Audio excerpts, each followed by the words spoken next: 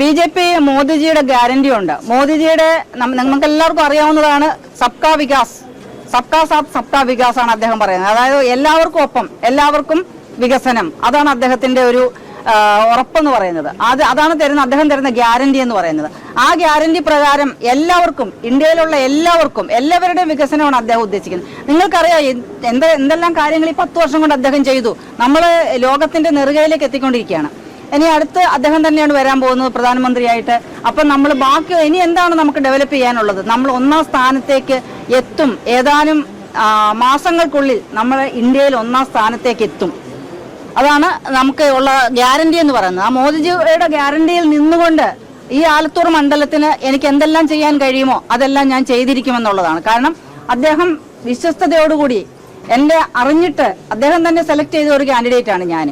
അദ്ദേഹം എന്നോട് പറഞ്ഞത് നിങ്ങളൊക്കെ കേട്ടതാണ്, എനിക്ക് വിശ്വാസമുണ്ട് എന്നുള്ളത്, ഒരുപാട് കാര്യങ്ങൾ ഞാൻ ചെയ്തിട്ടുള്ളതാണ് എന്നൊക്കെ അദ്ദേഹം മനസ്സിലാക്കുന്നുണ്ട് എന്ന് അദ്ദേഹം പറഞ്ഞതാണ്. അപ്പൊ അദ്ദേഹത്തിൽ എന്നിൽ പരിപൂർണ്ണ വിശ്വാസമുണ്ട്. ഏത് കാര്യത്തിനും എല്ലാ കാര്യത്തിനും ആലത്തൂർ മണ്ഡലത്തിന്റെ സമഗ്ര വികസനത്തിന് എല്ലാ കാര്യങ്ങളും അദ്ദേഹം എനിക്ക് ചെയ്തു തരുമെന്ന് എനിക്ക് പരിപൂർണ്ണ വിശ്വാസമുണ്ട്. അതുകൊണ്ട് ഇതുവരെയുള്ള ആലത്തൂർ ആയിരിക്കില്ല. കാരണം ഞാൻ പോകുമ്പോൾ ഒരുപാട് പ്രശ്നങ്ങൾ ഈ സ്ഥലത്തുള്ള ആൾക്കാർ നമുക്കറിയാം. ഞാൻ പാലക്കാട് പുതിയ ആളൊന്നുമല്ല. 30-35 കൊല്ലമായിട്ട് ഞാൻ പാലക്കാട് ഉള്ള ആളാണ്. പാലക്കാട് വീടുണ്ട് എനിക്ക്. അപ്പൊ എനിക്ക് പാലക്കാട് എല്ലാ പ്രശ്നങ്ങളും അറിയാം. ഇവിടുത്തെ കൃഷി നശിച്ചുകൊണ്ടിരിക്കുകയാണ്, വെള്ളമില്ല, വീടുകൾ കൊടുക്കാന്നുണ്ട്, അത് കൊടുത്തിട്ടില്ല. അങ്ങനെ എന്തെല്ലാം കാര്യങ്ങളെല്ലാം എനിക്കിപ്പോൾ പറയാൻ സമയമില്ലാത്തതുകൊണ്ട് ഞാൻ ഓരോന്നോരോന്നായിട്ട് എടുത്തു പറയുന്നത്. ഇതൊക്കെ എല്ലാവർക്കും അറിയാവുന്ന കാര്യങ്ങളാണ്. ഈ പരാതികളൊക്കെ ഞാൻ ചെല്ലുന്ന സ്ഥലത്തൊക്കെ ആൾക്കാർ പറയുന്നുണ്ട്. അപ്പൊ ഈ പരാതികൾക്കൊക്കെ ഇത്രയും കാലം അവസരം കിട്ടിയിട്ടുള്ള 2 പാർട്ടിയുടെ ആൾക്കാർ എന്താണ് ചെയ്തത്? അങ്ങനെയാണെങ്കിൽ ഇവിടെ പ്രശ്നങ്ങൾ ഉണ്ടാകുമായിരുന്നോ?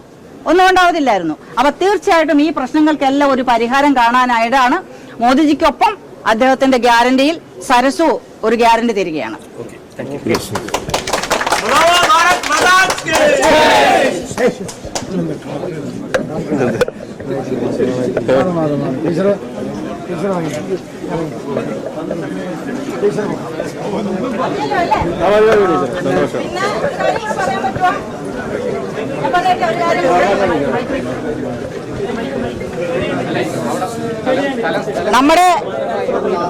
നമ്മുടെ CPM-ന്റെ വിദ്യാർത്ഥി സംഘടനയായിട്ടുള്ള SFI അവർക്ക് അനുകൂലമായിട്ടുള്ള കുറച്ച് അധ്യാപകരും കൂടി എന്നോട് ചെയ്തിട്ടുള്ള കാര്യങ്ങളൊക്കെ നിങ്ങൾക്കൊക്കെ അറിയാവുന്നതാണ്.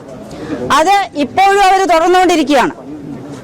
അതിന് ഒരു അവസാനം കൂടി നമുക്ക് ഉണ്ടാക്കണം. ഇപ്പം നമുക്കറിയാം, കഴിഞ്ഞ ഏതാനും ദിവസങ്ങൾക്ക് മുമ്പ് അവരുടെ ഒരു സഹപാഠിയെ തന്നെ എത്രയോ ദിവസം പച്ചവെള്ളം പോലും കൊടുക്കാതെ അവര് അടച്ചു പൂട്ടിയിട്ട് മർദ്ദിച്ച് ക്രൂരമായിട്ട് കൊലപ്പെടുത്തിയ ഒരു സംഭവം നമുക്ക് എല്ലാവർക്കും അറിയാം. സിദ്ധാർത്ഥ് എന്ന് പറയുന്ന ഒരു കുട്ടി.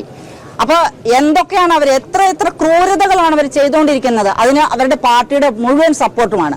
അപ്പൊ അങ്ങനെ ഒരു പാർട്ടി നമ്മള് ഇനി ഒരിക്കലും ഈ ഇപ്പൊ കേരളത്തിൽ മാത്രമേ ഉള്ളൂ, ഇവിടുന്നും കൂടെ നമ്മൾ അവരെ മാറ്റണം. അപ്പോ ഈ സിദ്ധാർത്ഥന്റെ മരണം, അതേപോലെ എനിക്ക് തന്ന കുഴിമാടം, എന്നെ കുഴിമാടത്തിൽ നിന്ന് എന്നെ ഉയർത്തെഴുന്നേൽപ്പിച്ച ആളാണ് മോദിജി.